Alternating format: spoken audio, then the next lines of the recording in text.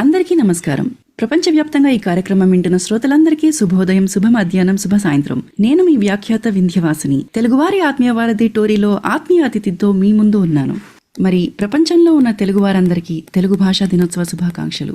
ఏ దేశం ఎగినా, ఎందుకాలడినా, ఏ పీఠం ఎక్కినా, ఎవ్వరేమనినా పొగడరా నీ తల్లి భూమి భారతిని, నిలుపరా నీ జాతి నిండి గౌరవము. అలా మనమంతా ఇప్పుడు పొట్టకూటి కోసమో దూరపు కొండల్లో ఉండే ఆ నునుపేమిటో చూద్దామనే ఉద్దేశంతోనూ పరదేశానికి వచ్చాము.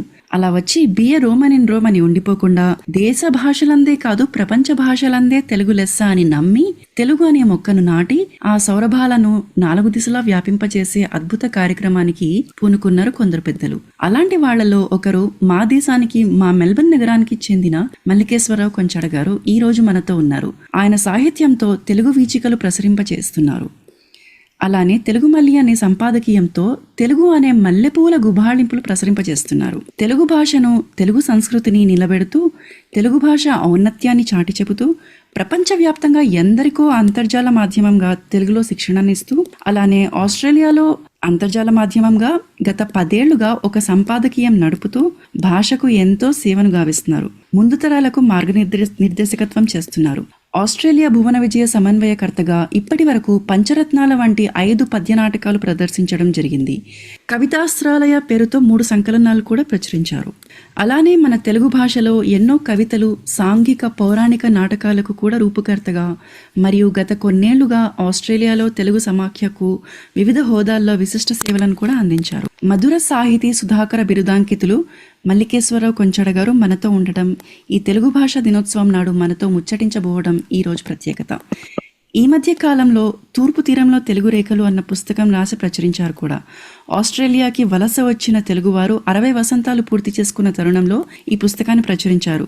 ఆ పుస్తకానికి సంబంధించిన వివరాలు కూడా అడిగి తెలుసుకుందాం. నమస్కారం రావు గారు, తెలుగు వన్ రేడియోకు స్వాగతం. నమస్కారం అమ్మా, చాలా సంతోషం.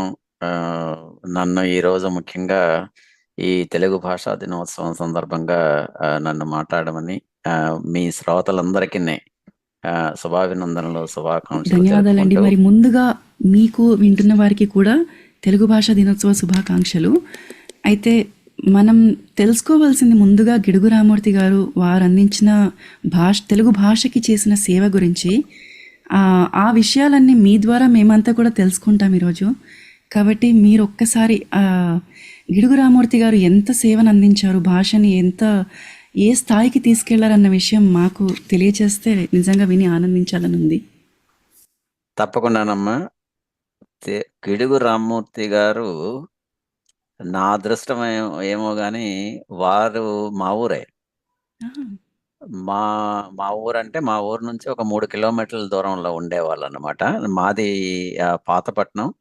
వారేమో అంటే అప్పట్లో ఉమ్మడి తెలుగు రాష్ట్రంగా ఉన్నప్పుడు పర్లాకిమిడి అనేది అంటే పరంపరం వరకు మద్రాసు రాష్ట్రంలో ఉండేది. వారు పర్లాకిమిడి, మాదేమో పాతపట్నం. 3 కిలోమీటర్ల దూరమే అంతే. నా అదృష్టం అది. వారు తెలుగు భాషకి చేసినటువంటి సేవ గురించి మాట్లాడాలంటే కొన్ని గ్రంథాలు రాయాలి. అయితే నేను ఈ సందర్భంగా తెలుగు వాకిట వెలుగు దివిటి అని ఒక తెలుగు మల్లిలో ఒక వ్యాసం ప్రచురించడం జరిగింది. క్లుప్తంగా వారు మనకి ఈ రోజు అందించినటువంటి ఆ భాష అక్షర సుమాలు అప్పట్లో ఏంటంటే పండితులకే అవి ఒక అందుబాటులో ఉండేటువంటి భాషని అందరికీ అందుబాటులో ఉండాలని చెప్పి వారు పోరాడి, పండితులతోనూ చాలా మంది ఉద్దండులతో పోరాడి, అయితే ఈ రోజు మనం మాట్లాడేటువంటి గ్రాంధిక భాష కాకుండా మన ఏమంటారు ఇప్పుడు వాడుక భాషని అది అమల్లోకి తీసుకురావడానికి చాలా కృషి చేశారు.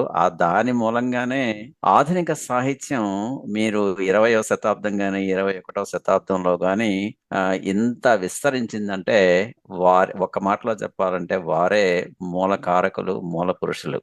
మన గిడుగు రామూర్తి గారు ఒక అద్భుతమైనటువంటి ప్రక్రియ చేసింది ఏంటంటే వారికి అంటే పర్లాకిమిడి ప్రాంతం అనంటే అదంతా ఒక ఏజెన్సీ ఏరియాలా ఉంటుంది. అక్కడ సవరలు ఎక్కువ మంది, కొండలు అన్నమాట, కొండలు అదంతాని. అంటే మా అమ్మగారిది కూడా ఒరిస్సానే కాబట్టి నేను ఆ ప్రాంతం అంతాని చాలా ఎన్నో ఏళ్ళుగా పెరిగి పెద్దయి అవన్నీ చూశాను. వాళ్ళకి ఆ సవరలకి ఎక్కువ ఒక భాష, మాట్లాడే భాష ఉండేది గాని ఒక లిపి ఉండేది కాదు. అయితే దాన్ని నేర్చుకోవడానికి వారు ఒక తెలుగు పండితుడిని, ఆ భాష తెలిసిన ఆయన్ని ఇంట్లో పెట్టుకొని కొన్నాళ్ళు ఆయన నేర్చుకొని దానికి ఒక లిపి తయారు చేసి ఒక కొన్ని బడులు స్థాపించి వారికి ఆ భాషలో బోధనలు చేశారు. అంతటి మహాత్ముడైన. ధన్యవాదాలండి. నిజంగా మీ ద్వారా తెలుసుకోవడము మాకు కూడా చాలా ఆనందంగా ఉంది. కాదంటే మీరన్నారు వారు మీ ఊరికి చెందడం మీ అదృష్టం అని. కానీ మీరు అదే ఊరు నుంచి అవ్వడము, వారు కూడా అదే ఊరు నుంచి, ఆ ఊరు చేసుకున్న అదృష్టం అనుకోవాలి. మా తెలుగువారు అందరము చేసుకున్న అదృష్టం. ఎందుకంటే ఆ ఊరు అంతటి గొప్ప మహాత్ములని తయారు చేసింది. నిజంగా సంతోషం. ఆనందంగా ఉంది. అండ్ అలా ఉంటూ కూడా మీరు మెల్బర్న్కి వచ్చి ఇలా మా అందరికీ ఆ విశిష్టతని చాటి చెప్పడం, మా అందరికీ తెలియచేయడం కూడా ఇది మా అదృష్టంగా భావిస్తున్నాము. అయితే మరి ఆయన స్ఫూర్తితో ప్రపంచవ్యాప్తంగా మీ వంటి వారు చాలామంది తెలుగు భాషకి సేవ చేస్తున్నారు. ముఖ్యంగా ఆస్ట్రేలియాలో మీరు తెలుగు భాష కోసం ఎలాంటి కార్యక్రమాలు చేపట్టారు అన్న విషయం నేను చాలా క్లుప్తంగా చెప్పాను ఇంతకుముందు మీ గురించి పరిచయంలో. మీరు మరిన్ని వివరాలు చెప్తే అసలు ఎన్ని గొప్ప కార్యక్రమాలు చేపట్టారు, ఏమేం చేశారు అన్నది మేమందరం తెలుసుకోవాలని ఉంది. అది మీ ద్వారానే తెలుసుకోగలము. తప్పకుండా. అయితే వారి స్ఫూర్తితో ఇక్కడ మనకు జరుగుతున్నటువంటి కార్యక్రమాల్లో చాలా కార్యక్రమాలు మనం సాహితీ పరంగా, పద్య నాటకాల పరంగా చాలా కార్యక్రమాలు మనం చేయటం జరుగుతుంది. అయితే నాకు తెలుగు భాష మీద ఎందుకు మక్కువంటే, నేను చిన్నప్పుడు చదువుకోలేదు. చదువుకోవటం అంటే తెలుగు భాష 10వ తరగతి వరకే చదివాను. ఆ తర్వాత నేను పాలిటెక్నిక్ వెళ్ళిపోయాను. పాలిటెక్నిక్ నుంచి అంతా ఇంకా ఆంగ్ల భాషే గదా! ఇంజినీరింగ్ చేశాను అన్నీ చేసిన తర్వాత.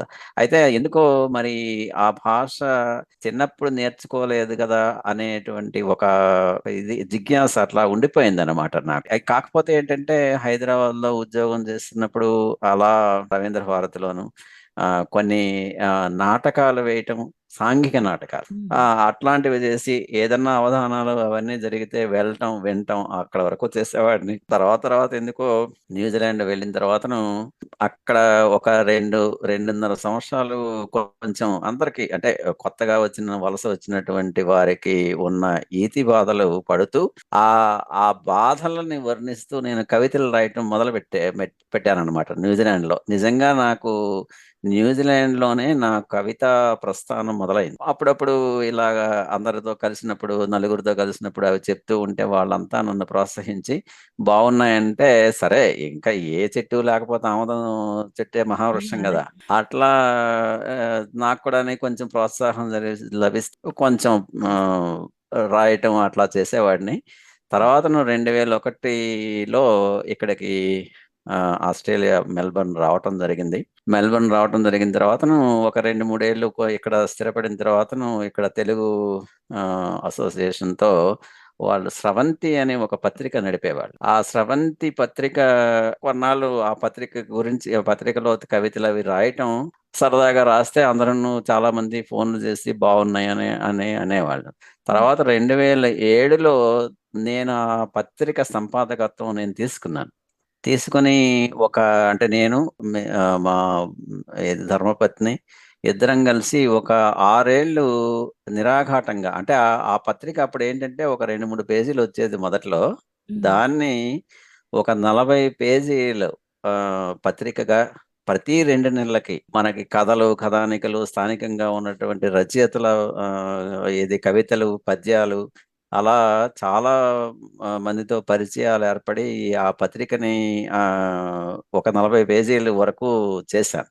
చేసి ఆ పత్రిక చాలా దేశాలు పీడీఎఫే గదా! అందరికి పంపించడం, చదవటం, మనకి అమెరికా, యూకే చాలామంది ఇక్కడ చదివేవాళ్ళు వాళ్ళ స్నేహితులకి, బంధువులకి అందరికి పంపించడం అలా అయిందనమాట. దాని ప్రాచుర్యం పొందింది. ప్రాచుర్యం పొందిన తర్వాతను సరే మనకి మనకు ఎక్కువ మంది వేత్తలు, రచయితలు ఉన్నారు కాబట్టి ఒక కవితాస్త్రాలయ అనే సంకలనం అందరూ అంటే ఆస్ట్రేలియాలో ఉన్న వాళ్ళందరూ రాసి మనం ప్రచురిస్తే బాగుంటుందనే ఉద్దేశంతో మొట్టమొదట 2010లో ఒక పుస్తకం ప్రచురించడం జరిగింది. ఆ పుస్తకంలో చాలా మంది ఒక 30 మంది వరకు ఆస్ట్రేలియాలో ఉన్నటువంటి రచయితలు కథలు, కథనాలు, తర్వాతను పద్యాలు, కవితలు అవన్నీ రాయటం. అప్పుడు ప్రముఖ నవలా రచయిత యండమూరి వీరేంద్రనాథ్ గారు వచ్చి దాన్ని ఆవిష్కరించడం జరిగిందనమాట. అలా సాహిత్యం మొదలుపెట్టి 2014లో భరణి గారు వచ్చినప్పుడు 2వ సంకలనం, 2018లో ఇక్కడ మొట్టమొదటి ప్రపంచ సాహితీ సదస్సు జరిగినప్పుడు 3వ సంకలనం. ఇలా 3వ సంకలనంలో అయితే న్యూజిలాండ్లో ఉన్న కొంతమంది రచయితలు కూడా అందులో రాయటం జరిగింది. ఇలా 3 కవితాస్త్రాలయ అన్న సంకలనాలు రాయటం, అది ప్రచురించడం. అలా మనకి ఆస్ట్రేలియాలో ఏంటంటే అదొక వేవ్ అన్నమాట. ఒక అలల ఒక సాహిత్యం ఇక్కడ కూడా ఉంది. ఎందుకంటే మనకి చాలా మంది ఇప్పటికీ అంటూ ఉంటారు ఆస్ట్రేలియా అంటే డౌన్ అండర్ అని. కొంత చిన్న చూపు చూడటం జరుగుతూ వస్తూ ఉంది. అయితే మనం దాని గురించి ఏమీ ఎక్కువగా పట్టించుకోలేదు కానీ మన పని మనం చేద్దాం, ఒక ఒక ఒక చేయూతనిద్దాం తెలుగు భాషకి అన్న ఉద్దేశంతో అది అలా 3 సంకలనాలు చేయటం జరిగింది. అలా సాహిత్యానికి మీరు అన్నట్టుగాను ఒక అక్షర పుష్పాలని ఇక్కడ అందివ్వటం, ఒక సాహితీ వనంగా మనం దీన్ని తీర్చిదిద్దడం జరిగింది. నిజంగా ఇంత చరిత్ర ఉందని తెలియదు తెలుగు మల్లి అని ఇప్పుడు మేము చదువుతున్నాం, కానీ ప్రపంచ అంతకుముందు 40 పేజీల వరకు నడిచిందని ఇవన్నీ మాకు నేనైతే ఇప్పుడే తెలుసుకుంటున్నాను. నిజంగా చాలా అద్భుతం. నిజంగా అసలు చదవాలి, ఖచ్చితంగా అవన్నీ కూడా తెలుసుకోవాలి. తప్పకుండా నా దగ్గర అన్ని ఉన్నాయి, అవన్నీ మీకు కావాలంటే పీడిఎఫ్లు అవన్నీ ఇస్తాను. కానీ అది అంత చిన్న విషయమేం కాదు. 40 పేజీలు అంటే దానిలో మళ్ళీ మనం చూసుకొని ఏది ఎక్కడ పెట్టాలి ఇవన్నీ కూడా కరెక్ట్. ప్రతి 2 నెలలకి 40 పేజీల ఒక మ్యాగజైన్, స్రవంతి మ్యాగజైన్ ని పంపించేవాళ్ళం అండి. అది అందులో ముఖ్యంగా తాయి సంస్థ తాలూకా ఏదన్నా సమాచారం ఉంటే ముందు, తర్వాత ఇంకా మిగతా ఇది రచయితలు, కవులు వీళ్ళందరూ విషయాలన్నీ అందులో ప్రచురించడం జరిగేదన్నమాట. అది చాలా అద్భుతం. అయితే మన దురదృష్టం కొలది అది 2013-14 ఆ ప్రాంతం నుంచి మరి ఇంకా రావటం, అది మీరు అన్నట్టు ఇప్పుడు మీకు తెలియదు అది. సో అలా మరి మొత్తానికి అది తెలుగు మల్లిగా ఎప్పుడు అది రూపాంతరం చెందిందంట? అది చాలా మంచి ప్రశ్న. అవును, అది కొత్తగా వలస వచ్చిన వాళ్ళకి చాలా మందికి తెలుగు మల్లి తెలుసు కానీ తెలియదు. అందులో ప్రూఫ్ రీడింగ్, ఎడిటింగ్ అంటే ఆ తప్పులవన్నీ చూసుకొని ప్రచురించడం అంటే అది చిన్న పని కదంటే 40 పేజీలు అంటే. ఎందుకంటే అయితే అది జరిగిన తర్వాతను మధ్యలో నేను ఒక సంవత్సరం ప్రవాస భారతి అని ఒక తెలుగు పత్రిక, అంటే ఇప్పుడు ఇండియన్ లింక్ తర్వాతను ఏవో మనం పత్రికలు వస్తుంటాయి కదా ముద్రితమైనవి, అట్లాంటివి ఒక పత్రిక మనకి తెలుగు వారికి ఉంటే బాగుంటుందని మొదలుపెట్టి అది ఒక సంవత్సరం పాటు నడిపించడం జరిగింది. అయితే ప్రవాస భారతి కొన్ని కారణాల వల్ల ఆగిపోయిన తర్వాతను అది అంతర్జాలంగా మనం ఒక పత్రిక ఏదన్నా తెలుగు వాళ్ళకి ఉంటే బాగుంటుందనే ఉద్దేశంతో 2013లో దీన్ని స్థాపించడం జరిగింది. ఇప్పటికి 11 ఏళ్ళు అయిందనమాట. ఆ పత్రిక ద్వారా అందులో కూడా చాలా మంది రచయితలు వాళ్ళ కథలు, కథానికలు, కవితలు అందరూ రాస్తూ ఉంటారు. అయితే అది పత్రిక రూపంగా అది ఉంటే తెలుగు వారికి ఒక గుర్తింపు వస్తుందనే ఉద్దేశంతో దాన్ని స్థాపించడం జరిగిందనమాట. తెలుగు భాష ఎందుకంటే ఈరోజు మనకి భారతీయుల్లో మన తెలుగు వారు 3వ స్థానంలో ఉన్నారు. ఆస్ట్రేలియాలో ఉన్న మిగతా వారందరితో పూర్తిగా మనం అంటే కంపేర్ చేస్తే మనం 3వ స్థానంలో ఉన్నాం. అయితే మనకంటూ ఒక పత్రిక గాని లేకపోతే ఒక గుర్తింపు గాని ఉండాలని ఒక అంతర్జాల మాధ్యమం, ఏదో ఒక మాధ్యమం ఉమ్, ఉండాలన్న ఉద్దేశంతో దాన్ని స్థాపించడం జరిగిందనమాట 2013లో. అయితే అందులో ముఖ్యంగా భాషాపరంగా, తర్వాత సాహిత్యపరంగా, తర్వాత ఇక్కడ జరుగుతున్నటువంటి కార్యక్రమాలు అంటే నలుగురికి తెలియాలి. ఎప్పుడన్నా కానీ మన భాషలో మనం మాట్లాడుకుంటేనే ఆ, బాగుంది. అది కొంత అంటే ఎక్కువగా ఆ ఆస్వాదన, ఆ ఉమ్, తర్వాతను దాని తాలూకా రుచి మనకి బాగుంటుందనే ఉద్దేశంతో తెలుగులో అది రాయటం జరుగుతూ ఉంటుందండి. నిజమే. నేను చాలా మంది వాళ్ళు అడుగుతూ ఉంటారు, అసలు మనం ఇక్కడికి వచ్చాం కదా, మన తెలుగు భాష ఎందుకండి ఇక్కడ ఏం పని చేస్తుంది మనకి అని అని అడుగుతూ ఉంటారు. అయితే నేను చెప్పేది ఒకటే. సాధారణంగా ఒక సందర్భం చెప్తూ ఉంటాను. మా స్నేహితుడు ఒక ఆయన ఉన్నాడనమాట. ఉమ్, ఆయన వచ్చి ఇంచుమించుగా 30 ఏళ్ళయింది. ఎప్పుడైనా ఫోన్ చేసి ఎలా ఉన్నారు అంటే, నా తోలు ఇంకా నల్లగానే ఉందిరా అంట. అంటే ఈ తరతరాలుగా ఇది మనకి ఎప్పుడు ఇది ఉండిపోతుంది. మనమేమో ఎప్పుడో తెల్లగైపోము. ఉమ్, మన భాష అనేది మనతో పాటు ఉంటేనే అది బాగుంటుంది. ఇంకొకటి 2 పాయింట్లు నేను ఇక్కడ చెప్పదలుచుకుంది ఏంటంటే, తెలుగు భాష అమ్మ గర్భంలో శిశువుగా ఉన్నప్పుడు అమ్మ ఎప్పుడన్నా ఊరికే అంటే ఒక దోబూచులాట ఆడాలనుకుంటే గనక తను చిన్నగా మాట్లాడేది మాట్లాడే శిశువుతో అంటే శిశువు వింటారా లేదా అనే క్వశ్చన్ కాదు అక్కడ. ఉమ్. ఇది శిశువుతో మాట్లాడాలనుకుంటే బుజ్జి కన్నా అట్లా అనుకుంటూ ఒక తెలుగు భాషని మొట్టమొదటగా అమ్మ నోటితో వినే భాష.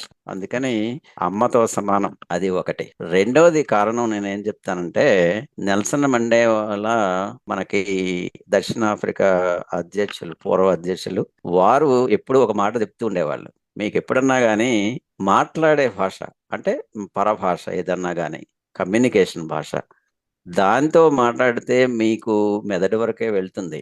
ఉమ్. కానీ మాతృభాషలో మాట్లాడితే హృదయానికి చేరుకుంటుంది అని చెప్పేవాళ్ళు.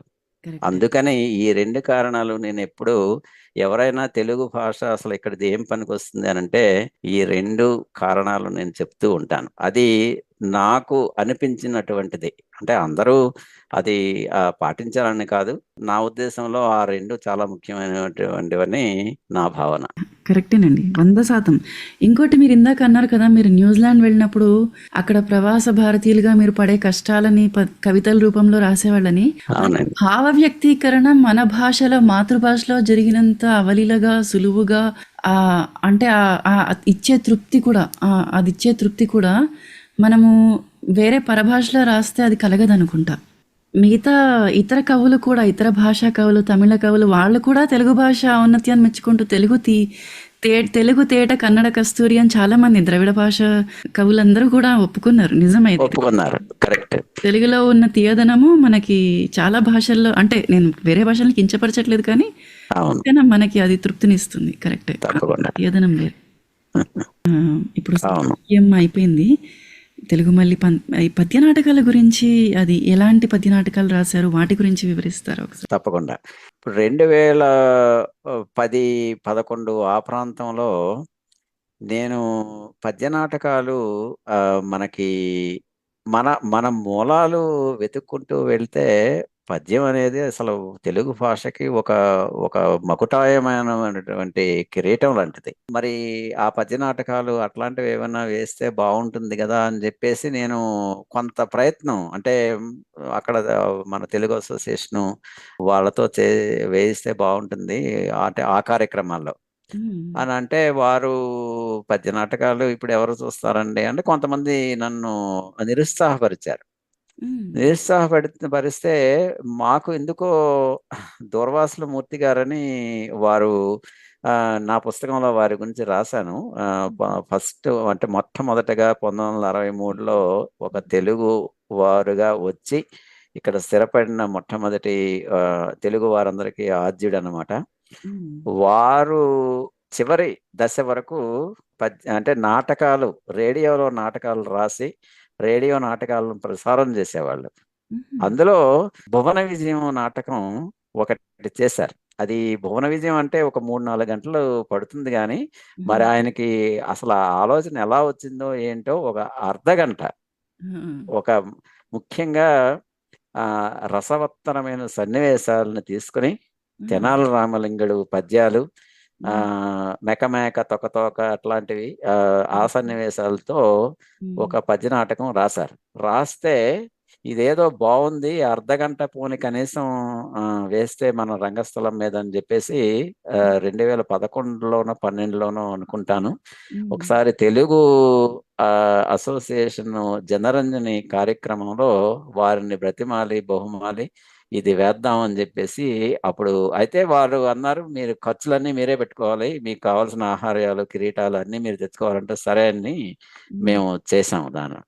అద్భుతం అది అండి. అద్భుతంగా ఆ రోజు ఎందుకో మరి 1000 మంది ఆ కార్యక్రమానికొచ్చి ఆ అర్ధగంట పిన్ డ్రాప్ సైలెన్స్ అంటే మీరు నమ్మరు.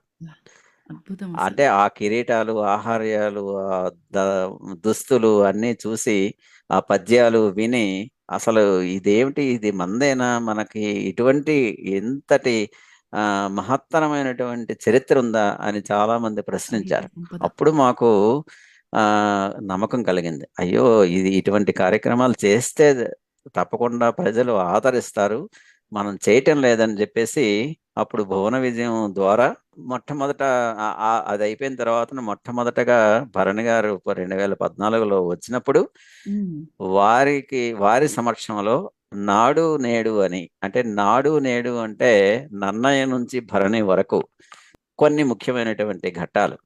హ్మ్. మనకి శ్రీనాథుడు, పోతన, తర్వాతను రాయలవారు, వేమన ఇలాగా తర్వాతన మన కొన్ని సన్నివేశాలు ఈ టంగుటూరి వీరేశలింగం పంతులు అటు అటు వారు రాసినటువంటి కొన్ని సన్నివేశాలు, నాటకాలు ఇలా ఒక గంటన్నర కార్యక్రమాన్ని రూపొందించితే అంటే భరణి గారు కళ్ళంట నీరు పెట్టుకున్నారు.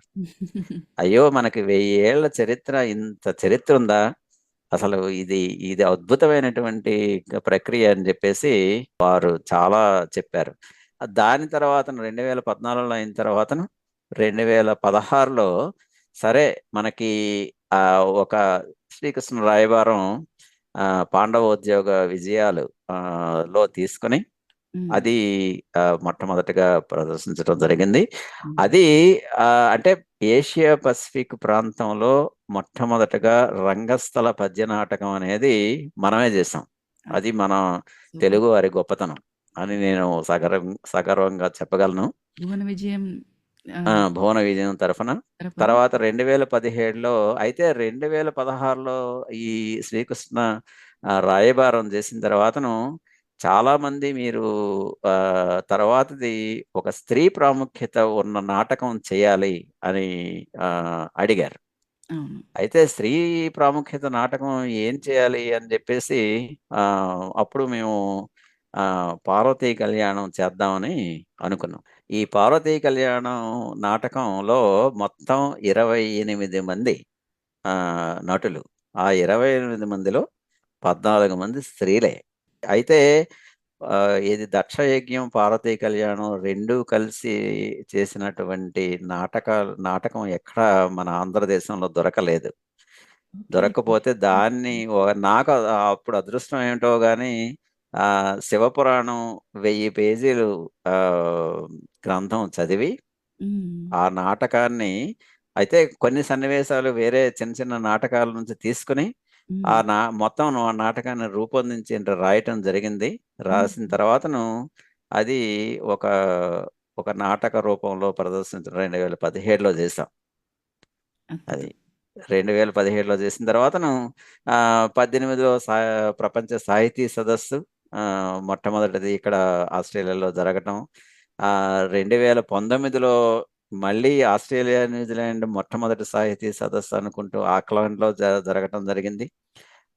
అదయిన తర్వాతను ఆహ్, మళ్ళీ 2020 అంటే కోవిడొచ్చేసింది 2020కి. అవును. ఏం చేయలేకపోయాం. చేయకపోతే అయితే మనకి అదృష్టం కొలిది అదొక రకంగా మంచిదే అయింది. ఎందుకంటే 2020 లో మొదలుపెట్టి ఎక్కడ మనకి కాళిదాసు నాటకం చేయాలని జెప్పి ఎక్కడైనా అంటే ముందు మేము రాసుకున్నాం. మేము రాసుకున్నది మాకే అది ఆ, నచ్చలేదు. నచ్చకపోతే మళ్ళీ ఒక ఆయన ఎవరు ఖమ్మంలో ఒక ఆయన్ని సంప్రదించి ఆ, వారు రాశారు, కానీ వారంతా తెలుగులో రాశారు. కాళిదాస్ అంటే కొంత సంస్కృతం సంస్కృతం కూడా ఉండాలి కదా. ఉండాలి. అవును. అందుకని అది ఆ, అది నచ్చలేదు. అట్లా ఒక సంవత్సరంన్నర మేమేమి చేయలేకపోయాం. చేయకపోతే చివరికి అయ్యో ఎన్నాళ్ళు కష్టపడ్డాం, మరి మనం చేయగలమా కాళిదాసు నాటకం.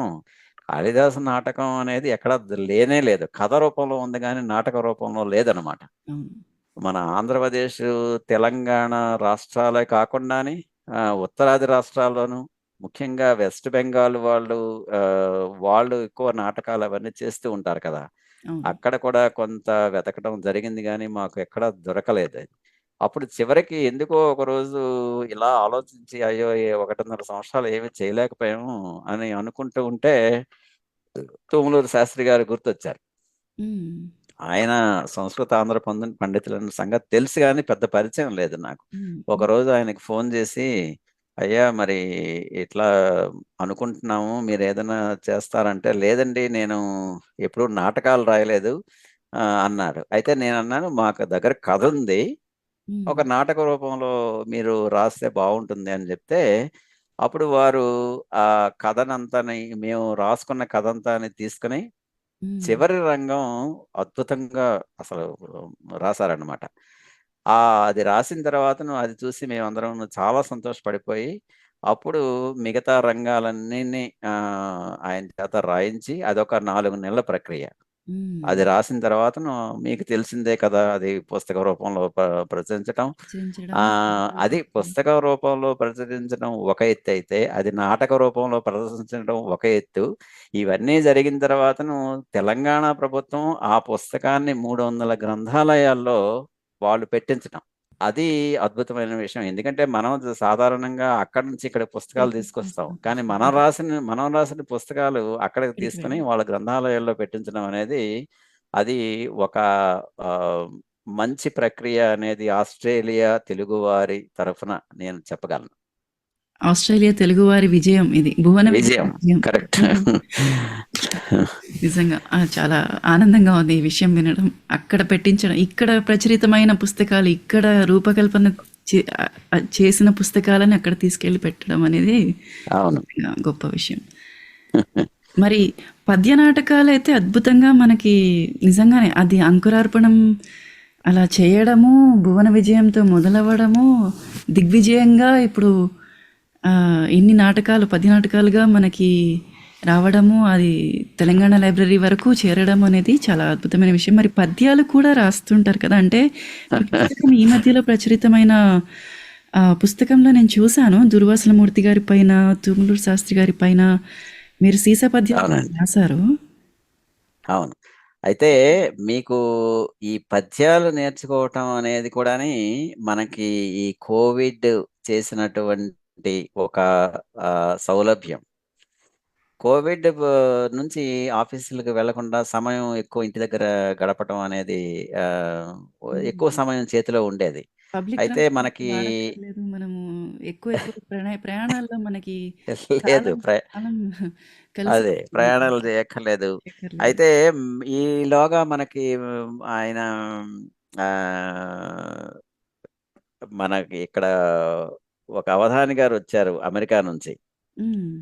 ఆహ్, తటవర్తి తటవర్తి కళ్యాణ్, కరెక్ట్. కళ్యాణ్ అదే గారు. మర్చిపోయాను. హ్మ్.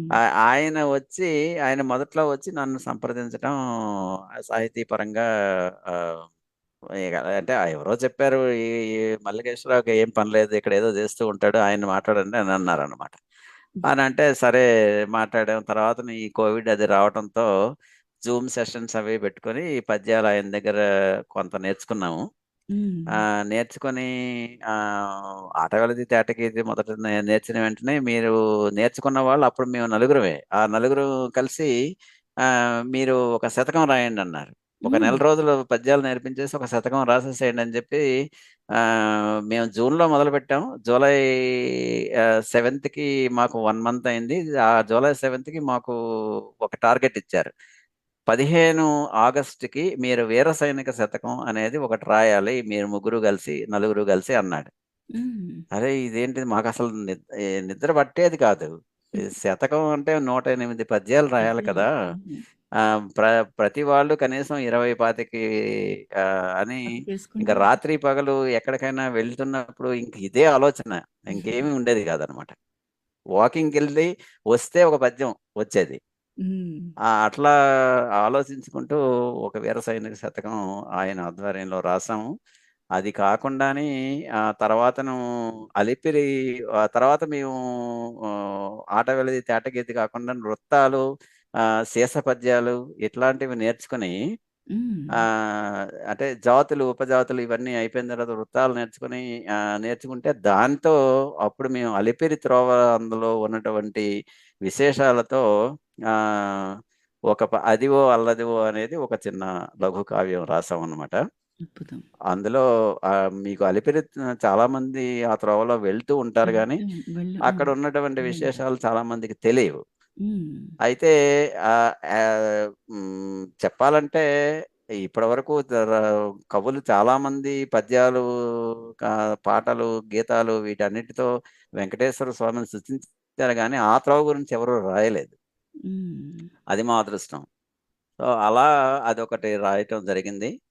శీర్ష పద్యాలు నాకెందుకో బాగా ఇష్టం అనిపించింది. ఎందుకంటే మీరు శ్రీనాథుడి పద్యాలు చూసినా, లేకపోతే భట్టుమూర్తి రామరాజభూషణుడు పద్యాలు చూసినా కానీ అసలు అద్భుతమైనటువంటి శీర్ష పద్యాలు అందులో ఉన్నాయి. ఆ శీర్ష పద్యాలు నాకు కొంతవరకు బాగా అలవాటైంది. అయితే మీకు ఎందుకు అంత అంత అద్భుతంగా ఉంటాయనేది నేను ఒక రామరాజభూషణుడు వసుచరిత్రలో రాసినటువంటి ఒక పద్యం చెప్తారండి. ఈ పద్యం ఏంటంటే వసంత ఋతువు గురించి రాశారన్నమాట ఆయన. వసంత ఋతువు గురించి చాలా మంది పద్యాలు అంటే ఆయన కొత్తగా ఏమీ రాయలేదు. కానీ ఈ పద్యంలో ఆయన వాడినటువంటి పదజాలం, ఆ తర్వాత పదాల వరుస చాలా అద్భుతంగా ఉంటుందన్నమాట. అందుకని ఇలాంటి పద్యాలు చదివినప్పుడు నాకు బాగా స్ఫూర్తి వచ్చి అప్పటికప్పుడు కొన్ని పద్యాలు ఎవరైనా అడిగితే, లేకపోతే ఒక వ్యక్తి గురించి కానీ ఒక సందర్భం గురించి కానీ రాయటం నాకు శీర్ష పద్యాల ద్వారా బాగా అలవాటు పడ్డాను. ఈ రామరాజభూషణుడు రాసినటువంటి పద్యం లలనా జనాపాంగ వలనా వసదనంగ తులనాభిక భంగదో ప్రసంగము అలసా నిల విలోలదల సాసవరసాల ఫలసాదర సుఖాల పన విశాలము అలిని గరుదని కమలని కృతధుని కమలని సుఖిత కోక కుల వధూకము అతికాంత సలతాంత లతికాంత రణితాంత రతికాంత రణతాంత సుతనుకాంతము అకృత కామోద కురువ కావికల వకుల ముకుల సకల వనాంత ప్రమోద చలిత కలిత కలకంఠ కులకంఠ కాకలీ విభాసరము వల్చు మధుమాస వాసరంబు. ఎంత అద్భుతంగా ఉంది చూడండి ఆ పద్యం. చాలా అద్భుతంగా ఉంది. ఆ జిగి బిగి ప్రాస అన్ని ఆ పదాలు వాడుక పొందిక అంటే నేను సరిగ్గా చదవలేకపోయాను కానీ కొంత శంకరాచార్యుల వారి రచన గుర్తొచ్చింది. అంటే ఆయన కూడా వీరచిత మల్లిక అంటే అమ్మవారి స్తుతి చేసినప్పుడు అంత అద్భుతంగా పద్యాలు అంటే శీర్ష పద్యాల్లో మనం చాలా మంచి మంచి పద్యాలు రాశారనమాట. అయితే అలా మేము పద్యాలు కొన్ని నేర్చుకుని నేను పుస్తకాలు ఇప్పటి వరకు అంటే ఈ వృత్తాలు చిన్నవో పెద్దవో మొత్తానికి ఒక 300-400 పద్యాల వరకు రాయటం జరిగింది. నాకు పద్యాలు అంటే చిన్నప్పటి నుంచి బాగా ఇష్టం. చిన్నప్పుడు అంటే ఈ పద్య నాటకాలు వెనకాల ఒక చిన్న కథ ఉంది. అంటే మీకు ఇంతకు ముందు చెప్పానో లేదో, నేను చిన్నప్పుడు మా ఊరు చాలా చిన్న కుగ్రామం అనమాట. హ్మ్. ఈ ఆహ్, దీన్నేమంటారు? మన శివరాత్రి గాని, దసరా, నవరాత్రులు, సంక్రాంతి వీటన్నిటికిని మా ఊరు నుంచి ఒక 10 కిలోమీటర్ల దూరంలో వాళ్ళు నాటకాలు వేసేవాళ్ళు. హ్మ్. అప్పట్లో రాత్రి 10 గంటలకు మొదలెడితే పొద్దున్న 4, 5 గంటలకు పూర్తయ్యేవి పద్య నాటకాలు. అయితే నేను ఇంకా కొంతమంది నా స్నేహితులంతా అప్పుడు పల్లెటూళ్ళలో ఏముంది రాత్రి 7:30, 8 గంటలకి పడుకోవటం. మేము ఒక బొంత, ఒక దుప్పటి తీసుకెళ్ళి అరుగు మీద వేసేసుకొని హ్మ్. 8 గంటలకి ఎవరికీ తెలియకుండా అట్లా నాటకాలు చూడ్డానికని 2 గంటలు నడుచుకుంటూ వెళ్ళేవాళ్ళం అప్పుడు అబ్బా! నిజంగా. రాత్రి. హ్మ్. అది అయిన తర్వాత పొద్దున్న 4 అయిపోయిన కొంచెం ఒక మళ్ళీ ఒక 6 గంటలకల్లా ఇంటికొచ్చేసి ఆహ్, బొంతంతాని మడత పెట్టేసి లోపలికెళ్ళిపోయేవాళ్ళం. హ్మ్. అలా నాకు పద్యాల మీద, పద్య నాటకాల మీద ఈ మక్కువ బాగా ఎక్కువనమాట. అందుకని అప్పట్లో నేర్చుకోలేకపోయానని ఎందుకో ఆ కోరిక అలా ఉండిపోయి, ఇగోండి ఇప్పుడు నేర్చుకోవటం, రాయటం ఇదంతా చేస్తున్నాను. నాకు అంటే నేను చేస్తున్నానని అనటం లేదు. అమ్మవారు ఏదో మనకి ఆ అవకాశం ఇచ్చిందనే అనుకుంటున్నాను. అద్భుతం. నిజంగా అంటే మామూలుగా సంస్కృత ఛందస్సుని వాడి ఉత్పలమాల, చంపకమాల అవన్నీ వాడి రాసేవాళ్ళు చాలామంది ఉంటారు. తెలుగు ఛందస్సు వాడి సీసము, కందము ఇవన్నీ కొంచెం తక్కువ. ఈ మధ్యలో అవును. మన వాళ్ళు దాన్ని నిలుపుకోలేకపోతున్నారు. కానీ అలా మీరు నేర్చుకొని అవన్నీ పద్యాలు సన్నివేశాల పైన కానీ, వ్యక్తుల పైన కానీ రాయడం అనేది చాలా గొప్ప విషయం. ఖచ్చితంగా నేర్చుకోవాలి. ఆ పద్యం వల్లనే తెలుగు భాష ఇంకా ముందుకు వెళ్తుంది ఖచ్చితంగా అని నాకు అవునండి. ఏదన్నా అదెందుకో అంటే ఈ మధ్య మీరన్నట్టుగాను అది భాష కొంత ఈ పద్యాలు వీటి ద్వారా రివైవ్ అవుతుందని అనిపిస్తుంది. ఇప్పుడు ఈ మధ్య అవధానాలు పెరిగాయి, పుస్తక హ్మ్. ప్రచురణలు పెరిగాయి, రచయితలు పెరిగారు. అంటే ఇవన్నీ పెరుగుతున్నారు గానీ, చదివే వాళ్ళు తక్కువైపోయారు. అవును. అయితే చదివే మన నేను ఒకటే చెప్పేదేంటంటే, మన భాషని మనం పోషించుకోకపోతే ఇంకెవరు పోషించరు. మన అవును. భాషని ముందు మనం అవగాహన చేసుకొని, అర్థం చేసుకొని, ముందుకు తీసుకెళ్ళి భావితరాలకి అందించినప్పుడే అది ఇంకొక కొన్నాళ్ళు ఇంకొక 1000 ఏళ్ళు అది బ్రతికే అవకాశం ఉంటుంది. అంటే ఇప్పుడు కొన్ని వేల సంవత్సరాల ఉన్న చరిత్ర ఉన్నటువంటి భాష, సంస్కృతులు, ఒడిదుడుకులుంటాయి.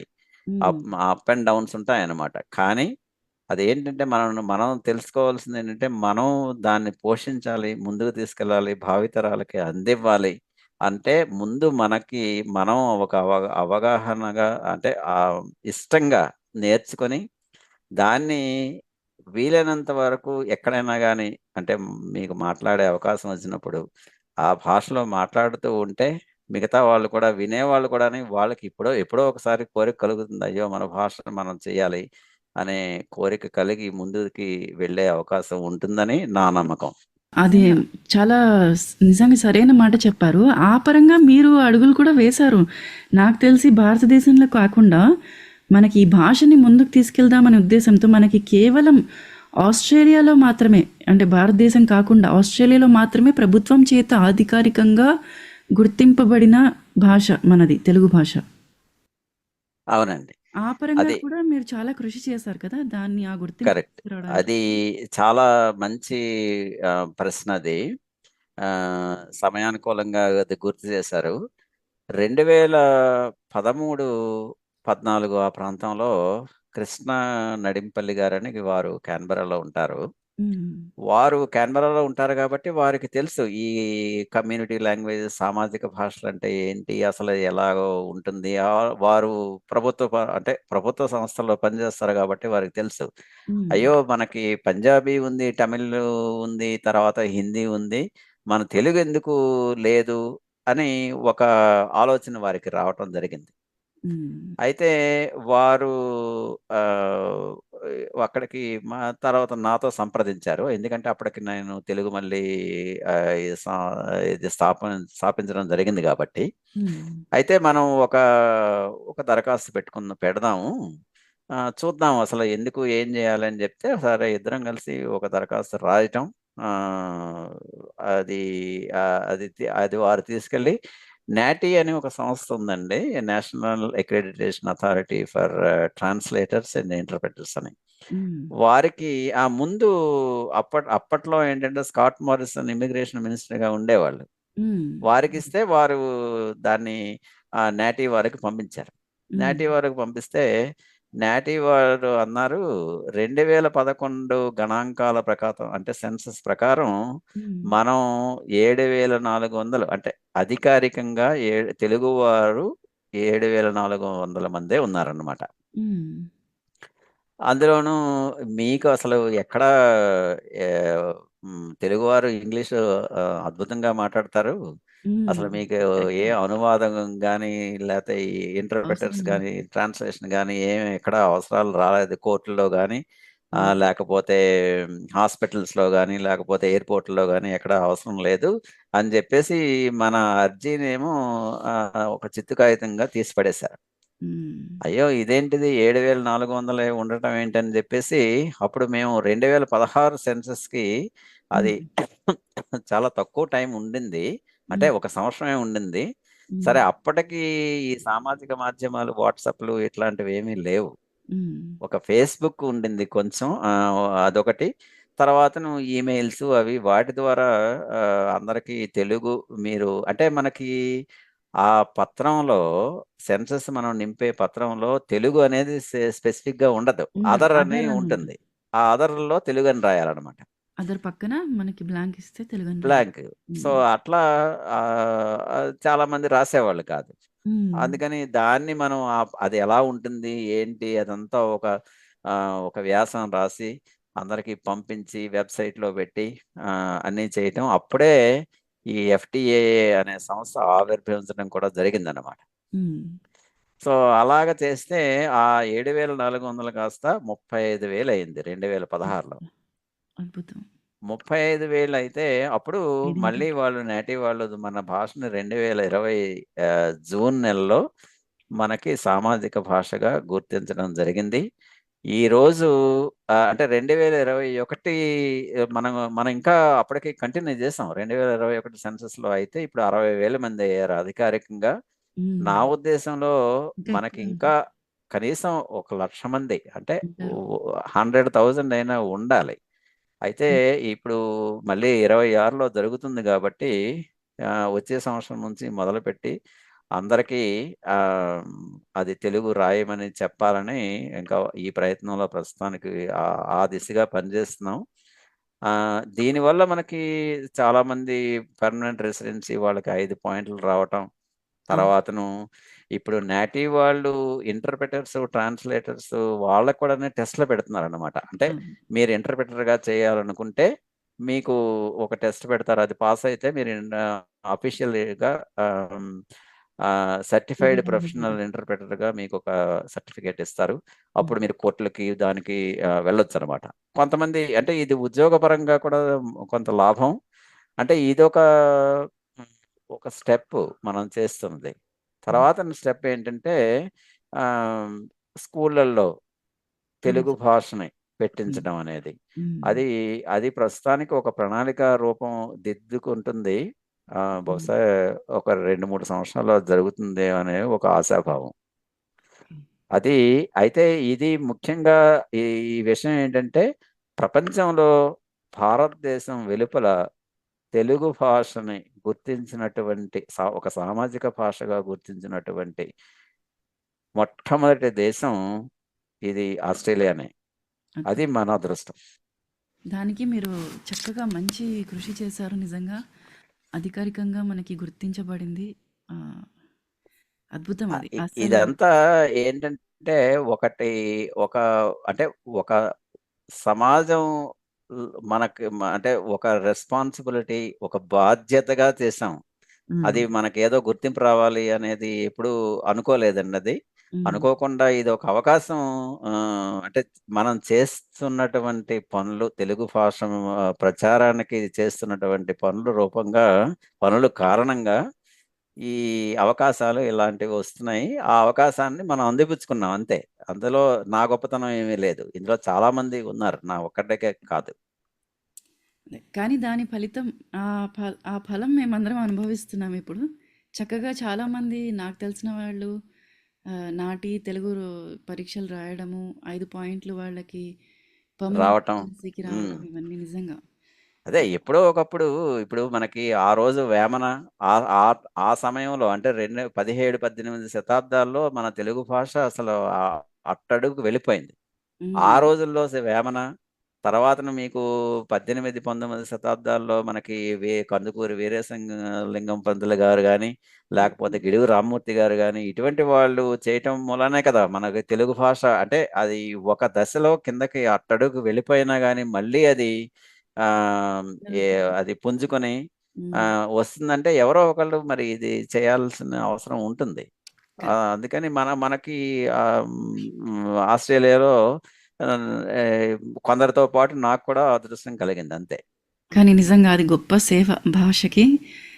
అలానే మరి ఈ మధ్య కాలంలో మీరు ఇంకొక రకంగా కూడా సేవలను అందించారు. మీరు రాసిన పుస్తకం 'తూర్పు తీరంలో తెలుగు రేఖలు' అంటే దానికంటే ముందు ఇంకా వేరే పుస్తక రచనలు కూడా చేశారనుకోండి. అవును. ఒకసారి అవి కూడా చెప్పేసి ఏ ఏ రచనలు చేశారు ఇదివరకు?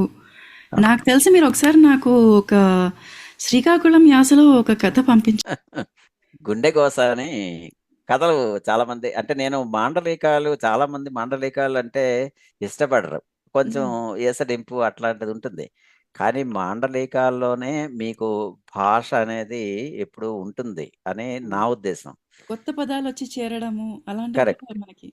చాలా పదాలు ఇప్పుడు ఈ మాండలికాల్లో ఉన్న పదాలు చాలామంది మర్చిపోతున్నారు. అవును. అసలు ఆహ్, ఒక డైలాగ్ నేను రాసిందేంటంటే ఆహ్, "ఉదిమిలో ఉన్నది ఉన్నట్టు చెప్పావు" అన్నాను. హ్మ్. ఉదిమ అంటే చాలా మందికి తెలీదు తెలీదు. అవును. కదా!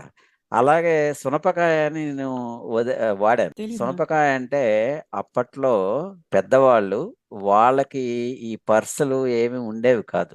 ఆహా!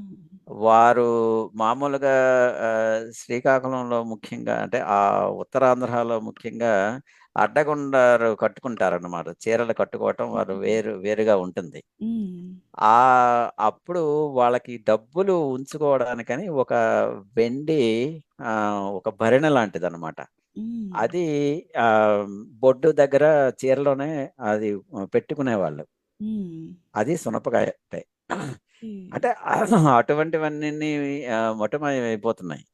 అవును. అందుకని నేను మాండలికంలో రాస్తే బావుంటుంది. చాలా మందికి తెలుస్తుంది గదా! అనే ఉద్దేశంతో అలా నేను సాహిత్యంలో చాలా ప్రక్రియలు కథలు గాని, కథానికలు గాని, పద్యాలు గాని, వ్యాసాలు గాని ఇట్లాంటివి అన్ని ప్రక్రియలు చాలా మట్టుకు నేను చేయటం జరిగింది. సో, ఈ ఈ మధ్యన నేను రాసినటువంటి పుస్తకం గురించి మీరన్నారు కదా! అది 'తూర్పు హ్మ్. తీరంలో తెలుగు రేఖలు' తెలుగు అని. రేఖలు. ఈ పుస్తకం కూడాని దీనికి ఒక చరిత్ర చరిత్ర అంటే నేను గత 3, 4 సంవత్సరాలుగా అనుకున్నాను. ఈ పుస్తకం రాసి మనకంటూ ఒక కథనం ఉంటే బావుంటుంది అని అనుకుంటూ అంటే ముఖ్యంగా దూర్వాసుల మూర్తి గారు వారితో నాకు ఒక 20 ఏళ్ళు ఆయన ఈ పుస్తకం అంటే ఆవిష్కరణ ముందు ఒక సంవత్సరం ముందు 95 సంవత్సరాల వయసులో చనిపోయారు దురదృష్టం కొలది.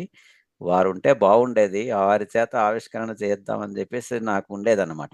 వారు కాలం చెల్లారు. కానీ వారు చేసినటువంటి తెలుగు భాషకి నిస్వార్థ సేవ అదంతా చూసిన తర్వాతన మన ప్రయాణం 60 ఏళ్ళనేది షష్టి పూర్తనేది మన తెలుగు సాంప్రదాయంలో ఒక ముఖ్యమైన. ముఖ్యమైన ఘట్టం గదా! హ్మ్. ఆ ఉద్దేశంతో ఈ 60 వసంతాలు అనే పుస్తకం ఇది రాయటం జరిగింది. అయితే ఈ పుస్తకం ముఖ్యంగా మనకి 1960, 70, 80 ఆ దశకాల్లో వచ్చినటువంటి పెద్దవాళ్ళకి చాలా మందితో మాట్లాడి, వారు పడినటువంటి పాట్లు, అగచాట్లు అవన్నీ రాసుకుంటూ, తర్వాత ఇప్పుడు చాలామంది వారున్నారు. వారు ఈ మార్పుని ఎలా అంటే ఆదరిస్తున్నారు? ఈ మార్పుని ఇంత పెద్ద అంటే ముఖ్యంగా సాంకేతికంగా టెక్నాలజీ రూపంలో ఎక్కువ మార్పులు వచ్చాయి కదా. ఆ, అవును. ఈ మార్పుల్ని వారు ఎలాగ ఆస్వాదిస్తున్నారు? సమాజం, తెలుగు సమాజం మీకు 1990 వరకు, 63లో మొట్టమొదట వచ్చినా గానీ 90 వరకు ఏ నగరంలో కూడాని మీకు 100 కుటుంబాల కన్నా ఎక్కువ లేదు. అంటే హ్మ్. ముఖ్యంగా నేను మాట్లాడేది మెల్బర్న్, సిడ్నీ. అవును. మీకు బ్రిస్బెన్, పర్త్, ఎడిలైడ్ అయితే ఇంకా తక్కువ అన్నమాట. ఇది 1990 దశకంలోను, ముఖ్యంగా 2000 దాటిన తర్వాతను ఇంకా సడన్ గా ఎక్స్ప్లోడ్ అయింది. హ్మ్.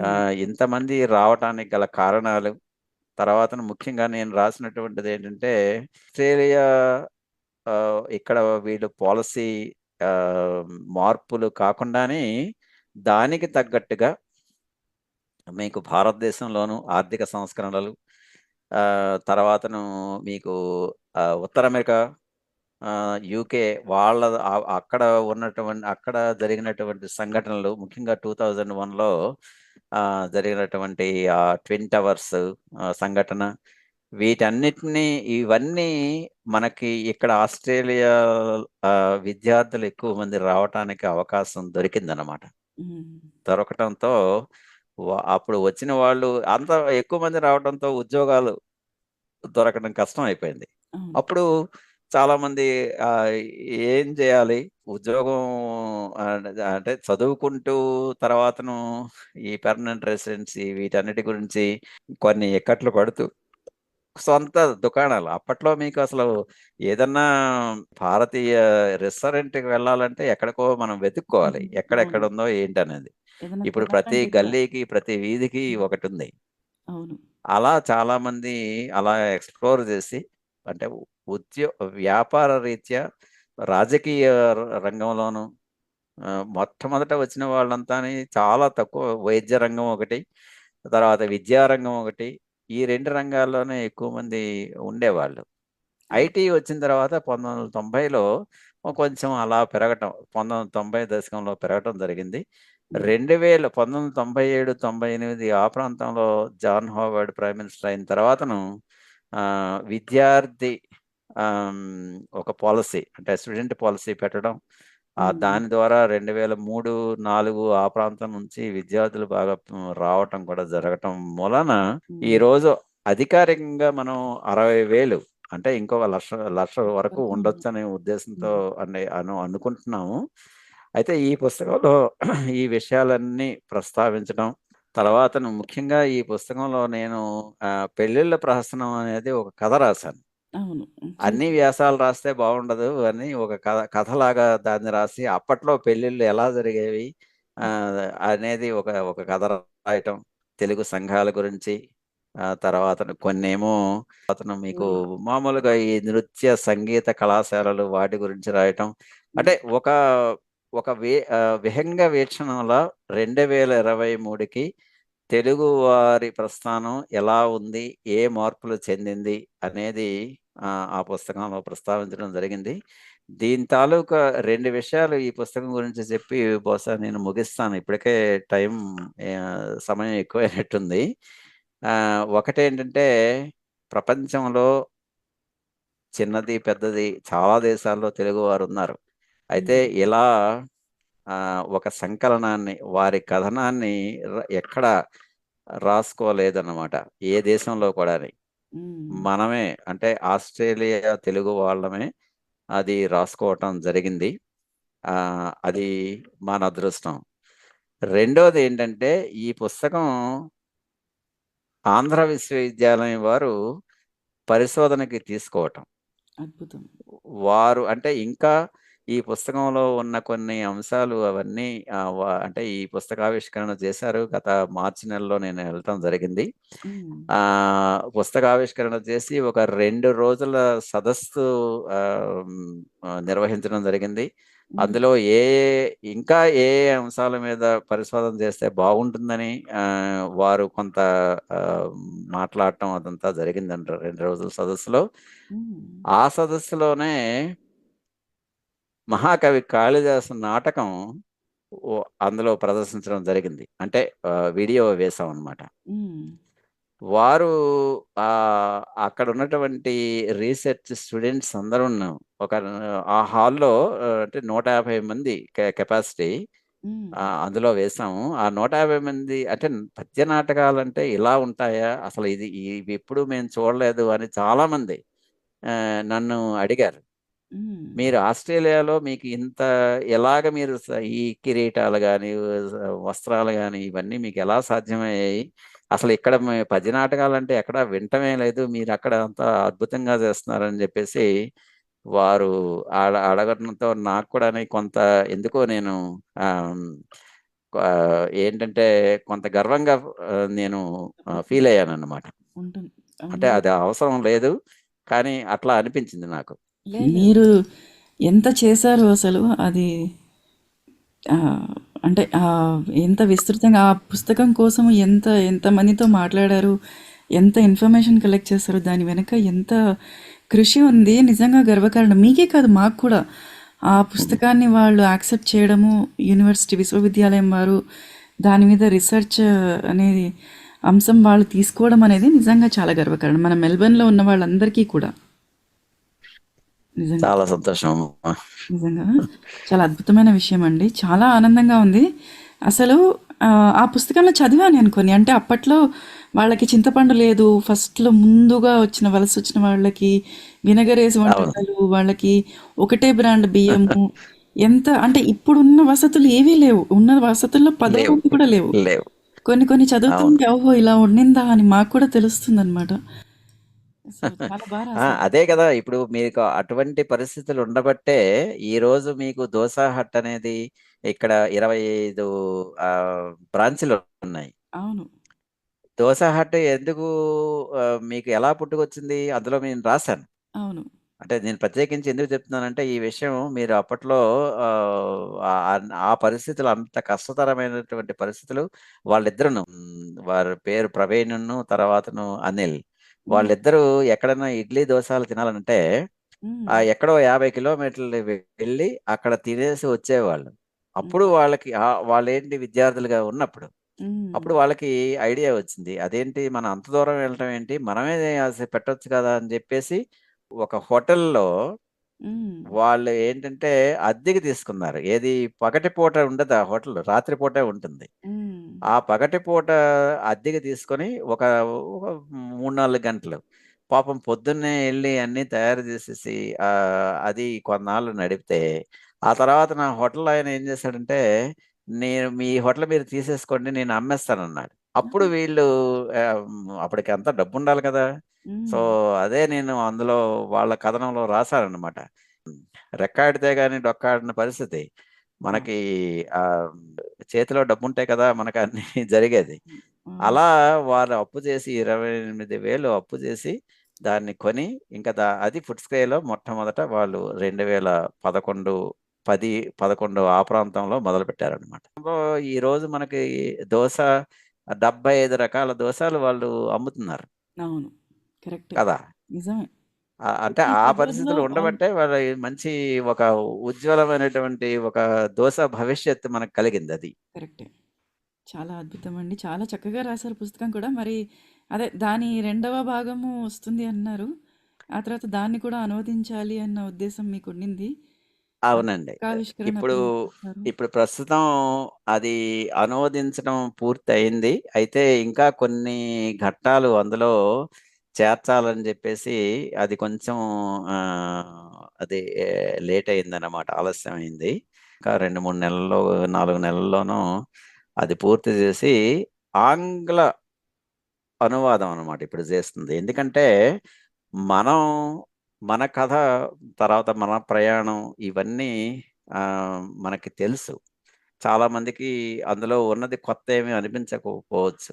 కాకపోతే మన పిల్లలు పెరిగి ఒక ఒక 10 ఏళ్ళో, 15 ఏళ్ల తర్వాతను మనం ఏంటి అసలు తెలుగు వాళ్ళ పరిస్థితి? ఎప్పుడొచ్చారు? ఏం జేశారు? ఎలా జరిగింది ఈ ప్రయాణం? అనేది వాళ్ళకి తెలియాలనే ఉద్దేశంతో అంటే చాలా మందికి తెలుగు చదివే అవకాశం లేతే అది ఉండకపోవచ్చు. అందుకని ఆంగ్లానువాదం జేసి అది పూర్తి చేసి వారికి ఇవ్వాలన్న ఉద్దేశంతో అది నా అల్టిమేట్ చాలా గోల్ అన్నమాట. బాగుంటుందండి నిజంగానే. ఆస్ట్రేలియాలో తెలుగువారి చరిత్ర అనేది వాళ్ళకు కూడా తెలుస్తుంది. తెలుస్తుంది. అవును. నిజంగా చాలా అద్భుతమైన ఆలోచన. చాలా మంచి పుస్తకం రాశారండి నిజంగా మల్లికేశ్వరరావు గారు. అలానే మీరు ఇంత సమయం తీసుకొని ఈ తెలుగు భాష దినోత్సవం నాడు ఇవన్నీ ఆస్ట్రేలియాలో తెలుగు చరిత్ర ఇంత విపులంగా మా అందరికీ చెప్పి పుస్తక రూపంలోనే కాకుండా ఇలా మాటల ద్వారా కూడా తెలుగు భాషని ఎంత అభివృద్ధి చేస్తున్నారు మీరందరూ కలిసి అని చెప్పేసి మీరు మాకు వివరించడం వల్ల మేము కూడా ఎలా నడుం బిగించి మేము ఈ పునరుద్ధరణలో మేమెలా భాగస్వాములం కాగలం, మేమెలా ముందుకు తీసుకెళ్ళగలం, మా తరం వాళ్ళు మీ నుంచి స్ఫూర్తి తీసుకొని అన్న ఒక మీరు ఆ స్ఫూర్తిని ఇస్తున్నారు. నిజంగా చాలా ఆనందంగా ఉంది. హ్మ్. ధన్యవాదాలండి నిజంగా. చాలా సంతోషం అమ్మా. ఈరోజు చక్కగా నిర్వహించారు. మరి ఈ కార్యక్రమం విన్న శ్రోతలందరికీ ధన్యవాదాలు, శుభాభినందనలు తెలుపుకుంటూ మరి నేను సెలవు తీసుకుంటున్నాను. నమస్కారం. నిజంగా అద్భుతంగా వివరించారు కదా. ఆస్ట్రేలియాలో అప్పట్లో ఎలాంటి పరిస్థితులు ఉండేవి అవన్నీ ఇంకా ఆ పుస్తకం చదివితే కనుక మీకు ఇంకా చాలా డీటెయిల్డ్గా ఇంకా విపులంగా తెలుస్తాయి. నిజంగా చాలా అద్భుతమైన రచన, చాలా అద్భుతమైన ఇది ఆలోచన కూడా తెలియచేయాలి. ఇలా ఉండింది, ఇలాంటి పరిస్థితులు మనం ఇలా నెగ్గుకొచ్చాము, ఇది తరతరాలకి స్ఫూర్తినిచ్చే విషయం అన్నమాట. అలానే తెలుగు భాషని ఎలా నిలుపుకున్నాము అన్న విషయం కూడా మన తరానికి మన ముందు తరాలకి కూడా చాలా స్ఫూర్తినిచ్చే విషయం. తప్పకుండా చదవాలని నేను కూడా కోరుకుంటున్నాను. మీరందరూ ఈ పుస్తకం చదవాలని. మరి మళ్ళీ తదుపరి కార్యక్రమం మంగళవారం ఉంటుంది. అంతవరకు సెలవు. నేను మీ ఆర్జే వింధ్య.